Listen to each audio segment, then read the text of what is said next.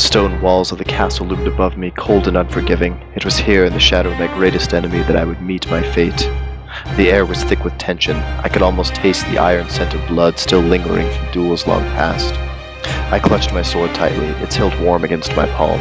This wasn't just any fight. This was my last chance.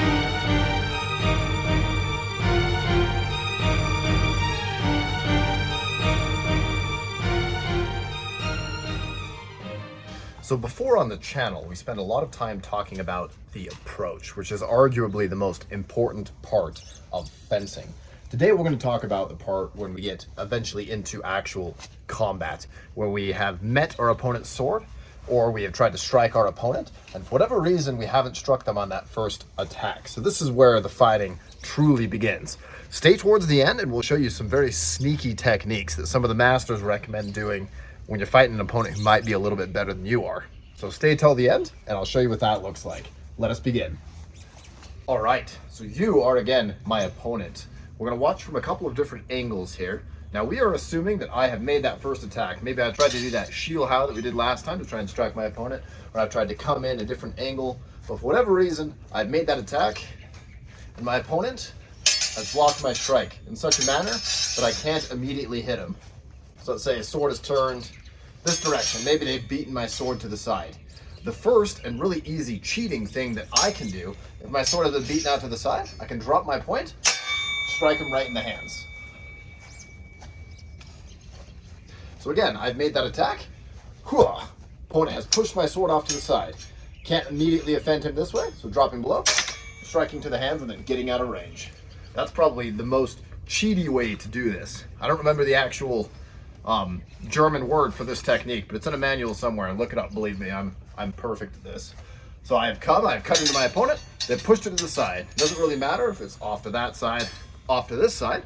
I can drop my sword, point down, and then strike up underneath the hands and quickly get out of range.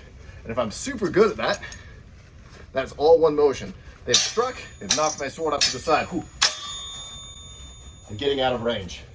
Now, that's obviously not going to be a fatal blow going into my opponent's handle.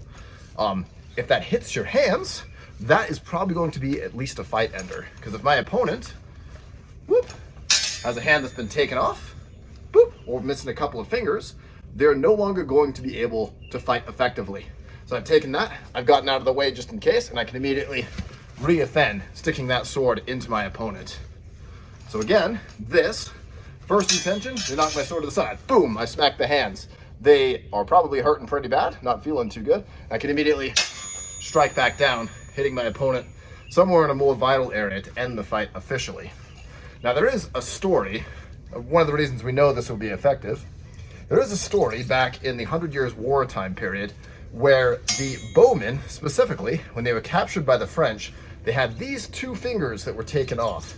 And you think, 2 fingers out of 10, that's not a whole lot of fingers missing, but that was enough to help prevent them from fighting ever again. So Winston Churchill made this very popular during World War II time period. It's one of the reasons why when English people hold up those 2 fingers and only those 2 fingers, it's seen as a very vile cuss word. So, in short, hand hits are totally martially valid. And you don't really need a whole ton of force to do that. And some people think that hand hits should not be allowed in tournaments. I am going to comment that their wife's boyfriend thinks that as well. So, first thing and probably the easiest thing is take the hands off your opponent. Now let's say that we have an opportunity to seek a deeper target. In tournaments, if I had made that strike to my opponent, most likely what would happen is they would call that hand strike, and they wouldn't call that secondary strike to my opponent, either because I'm too slow or because, oh, that was the first intention, that's what you get. So let's talk tournament fighting specifically, as taking the hands is perfectly martially valid. If we're talking tournament fighting, we need to seek a deeper target. Or if we're looking to show off to perhaps a crowd of spectators, if we're in a fantasy scenario, if we want to end the fight quickly and make sure that if their hands are gauntleted, I can do something else. We're going to be doing a technique called mutieren. Now mutieren is a German word. This is called mutating. It's when we're changing the angle of our sword to do something else. So let's say, similar scenario, I have cut in, I've tried to do the technique, boom. They have taken my sword out to an angle that I can't really do anything. So my sword is no longer coming in at this plane. Because it's no longer coming in at this plane, I have to do something else to make that strike. We talked about going for the hands, that's pretty easy. What if I could strike my opponent in the head? What I have to do for this is I have to steal the mechanical advantage of my opponent and then execute what's called a master cut. This is one of those secret German techniques that are very popular in tournaments. This one is called the Zwerghau. Zwerghau. I'll put the text up on the screen somewhere over here so you can see how it's officially spelled. I can steal the weak of my opponent's sword, and then I can rotate to my other edge and smack him. Because I've stolen that mechanical advantage, their lever is a lot longer than mine. My fulcrum right here is a lot closer to my opponent. Because of that, I can take this up here, and I can strike down and hit them right in an area where they wouldn't be able to defend super well. So if I'm particularly masterful, that is a great technique. Now, the Zwerghau, that is one way to use it. The Zwerghau is specifically attacking those horizontal cuts with the flat end of your blade suspended in your thumb guard that we talked about at the beginning of our series. So making those hua, hua, hua. If you get really good at it, you can do that helicopter. You go bam, bam, bam, bam, bam, bam. You can do them really, really fast. And people that are very highly rated in the HEMA scenario typically love the Zwerghau over pretty much any other technique. So I would encourage you to practice those really powerful techniques, putting that structure behind your blade to be able to do that. Mutieren as well can be a bunch of different things. This is just one of them. Perhaps coming up, smacking your opponent on the outside. If you're really fancy, you can do that mutieren with the Zwerghau on the inside. So let's say swords have met, they push my sword out to the side. I'm going to give them pressure, saying, hey, I'm going to try and force that this way. And I can shoot my point forward, and I can come behind their blade. So my crossguard is still protecting me there and strike him across the head. That is what's called duplieren, or doubling. And this is the good kind of doubling, I promise. So our swords have met, they push my sword out to the side. I see that we're having a conflict of interest here. I'm not going to be able to strike my opponent very easily, but I want to hit him in the head. Point shoots forward, comes across, angle my crossguard in such a manner that I can block whatever they're going to be doing, and smack them across the head, get out of range, and cover. If you're really good at these duplieren, you can make those very sneaky attacks, because no one's going to expect, once they take your sword out to the side, to be hit again on the same side without something else happening. You can do all kinds of very fancy techniques from that duplieren scenario. So the mutieren, there are many different ways to do it. Those are just a couple. I would encourage you to practice your winding and binding before trying to do this in an actual fight or in a tournament scenario. But duplieren, mutieren, you can do all kinds of things right there in the middle. So, similar scenario.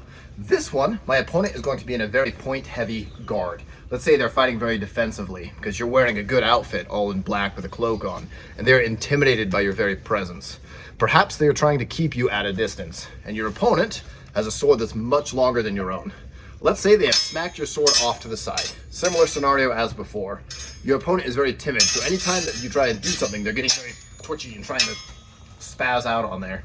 So if your opponent is a huge fan of illicit substances, this may be the right technique for you. But they push your sword out to the side. I'm going to try and get them to move their sword out of the way. So let's say I am going to push, or I'm going to drop, or I'm going to try and feint that I'm going to do something else. This is the only circumstance that you can actually use a reverse grip effectively. I'm going to go ahead and take my pommel, put it into my hand like this, and I'm going to shove it as fast as I can down that direction. This works especially well if their guard is high and we're on the outside. I can take that and shove it right into my opponent in such a manner that they're not expecting it. And because I have such a high mechanical advantage, stabbing in reverse grip over this way, or even this way, they're not going to be able to beat that out of the way. And ideally, I can stick that into my opponent, and they're going to be flailing around trying to figure out what just happened to them. So if you're especially good, you can even do that from out of range. When you're here, their point is high, and you can shove it right into them before they have an opportunity to hit you. So this can be a good mid-range play. It can also be a very good long-range play. So that, I forget the specific German name for that technique as well, but that is very martially valid right here. It works especially well too if they're in a very high guard up here. I'll see if I can demonstrate. We're in a very high guard. Let's say we're taking that ox guard that we learned about before. I can take this. My sword is high. Their point is close to me. Maybe they're about to make an attack. I can take it and shove it into my opponent that way. Or if their point is low, you can do a very similar technique where instead of going into reverse grip up here, you can go into reverse grip down here and strike it out to the side. There's a very specific guard called Schlussel, which is out like this or out like this. That's a great idea to approach from these long guards, because you can throw that out in a very effective manner to strike your opponent.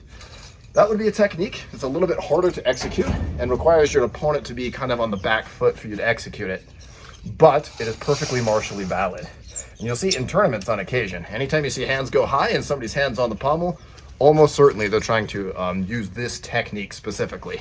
So thank you for watching to the end. I'm going to show you one more technique that's going to lead into our next How to Fight with a Longsword series. This one is where we start getting into the grapple. And the grapple is going to be extremely important in longsword, which is the most versatile of all weapon sets. So let's say similar situation, we've met middle on middle.